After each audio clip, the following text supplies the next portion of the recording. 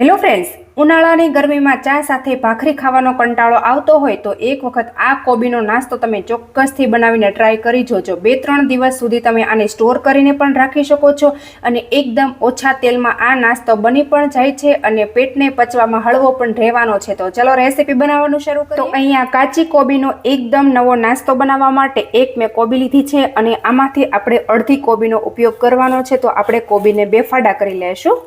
તો અહીંયાથી જે પાછળનો કડક ભાગ હતો એને મેં હટાવી દીધેલો હતો અને આ રીતે અડધો ભાગ અત્યારે મેં લીધેલો છે। તો આપણે અડધી કોબીનો ઉપયોગ કરવાનો છે। તો સૌથી પહેલાં આ રીતે આપણે કોબીને રફલી કટ કરી લેવાની છે।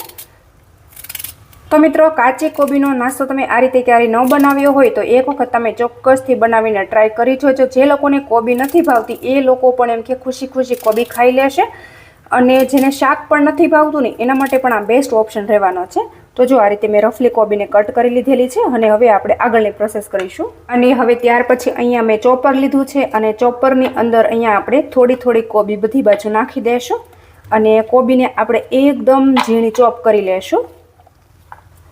તો બધી એક સાથે ન સમાય તો આપણે થોડી થોડી કરી એને ચોપ કરી લેવાની છે। તો અહીંયા તમે જોઈ શકો છો કે આ રીતે કોબીની મેં એકદમ મસ્ત મજાની ચોપ કરી લીધી છે અને હવે આ કટરને આપણે હટાવી દઈશું અને કોબીને આપણે આ બાઉલની અંદર ટ્રાન્સફર કરી દઈશું। અને હવે ત્યાર પછી અહીંયા આપણે રોટલીનો લોટ લેવાનો છે, ઉમેરી દઈશું। તો અત્યારે મેં 1 વાટકો જેટલો લીધેલો છે અને હવે આ ભાખરીના લોટની અંદર આ રીતે વચ્ચે ખાડો કરી આપણે તેલ નાખી દઈશું। તો માપ મુજબ આપણે તેલ નાખવાનું છે, વધારે બિલકુલ નથી નાખવાનું। તો અત્યારે મેં 1.5 પાવડું જેટલું તેલ નાખેલું છે। તો સૌથી પહેલાં મિક્સ કરી લેશું।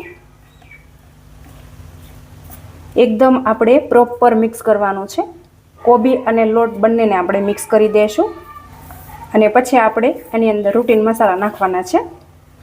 તો મિત્રો, કોબી અને ઘઉંના લોટની એકદમ નવી રેસીપી છે, તમે એક વખત ચોક્કસથી ટ્રાય કરી જોજો અને જો રેસીપી સારી લાગે તો કોમેન્ટમાં તમારો ફીડબેક જરૂરથી આપી દેજો અને તમે વિડીયો ક્યાંથી જુઓ છો એ પણ કોમેન્ટમાં લખવાનું બિલકુલ નહીં ભૂલતા મિત્રો।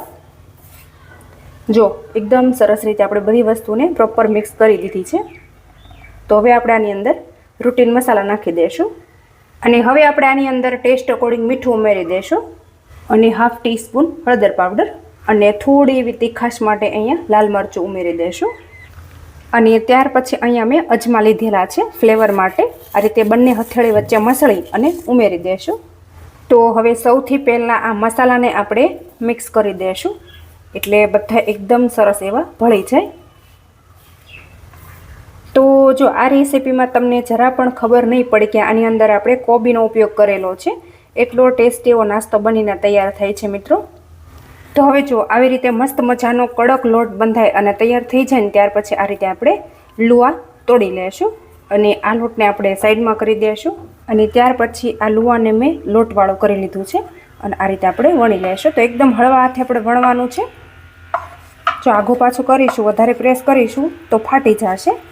તો આ રીતે આપણે એકદમ સ્લોલી હળવા હાથેને વણીશું।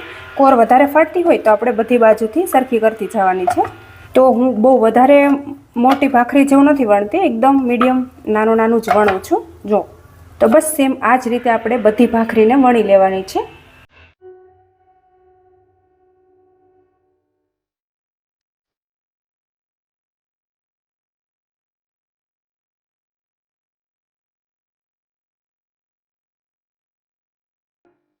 તો અહીંયા તમે જોઈ શકો છો કે એકદમ મસ્ત મજાનો કોબીનો નાસ્તો બની અને તૈયાર થઈ ગયો છે। તો બસ આને આપણે સાઈડમાં કરી દઈશું અને હવે આપણે જઈશું ગેસ તરફ।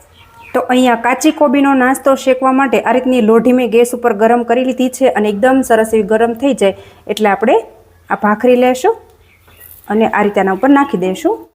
તો આ રીતે આપણે થોડું એવું તેલ નાખી દઈશું અને આ રીતે બધી બાજુ આપણે લગાવી દઈશું અને ત્યાર પછી આપણે પલટાવી લેશું।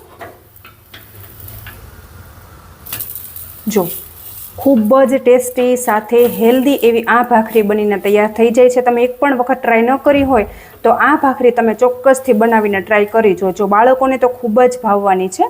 તો જુઓ, તમે આ રીતે થોડું થોડું તેલ નાખીને આને શેકશો ને એટલે એકદમ સરસ મજાની શેકાશે અને આ રીતે આપણે સ્પેચ્યુલાની મદદથી એને થોડી પ્રેસ કરવાની છે। ગેસની ફ્લેમ આપણે સ્લો કરી દઈશું। સ્લો ફ્લેમ પર આ રીતે આપણે પ્રેસ કરશું એટલે એકદમ મસ્ત મજાની ઝીણી ઝીણી દાજની ડિઝાઇન પડશે। જો જોઈ શકો છો તમે। તો આ ભાખરીને સહેજ પણ વાર નથી લાગતી અને ખૂબ જ ટેસ્ટી સાથે હેલ્ધી એવી બને છે. તો મિત્રો આ ભાખરી તમે બનાવી અને ટ્રાવેલિંગમાં પણ લઈ જઈ શકો છો અને 2-3 દિવસ સુધી તમે સ્ટોર કરીને પણ રાખી શકો છો. ખૂબ જ ટેસ્ટી એવી બને છે. આ રીતે આપણે ઉલટ પુલટ કરી અને એકદમ સરસ મજાની આપણે શેકી લેશું. તો સેમ એ જ રીતે આપણે બધી ભાખરીને શેકી લેવાની છે. તો જો આ રીતની શેકાઈ છે એટલે આપણે પ્લેટમાં એને કાઢી લેશું.